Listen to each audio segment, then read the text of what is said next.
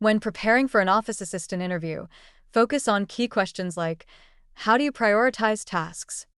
I always emphasize my ability to manage multiple deadlines by using a digital calendar and to-do lists. Another common question is, can you describe a time you handled a difficult situation? I share a story about resolving a scheduling conflict by communicating openly with my team. Lastly, be ready for, what software are you familiar with?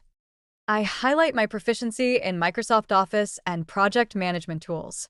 Remember, confidence and clarity are your best allies.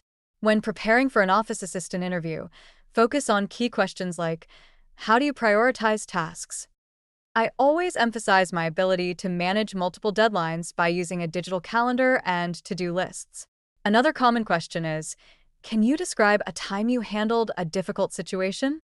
I share a story about resolving a scheduling conflict by communicating openly with my team.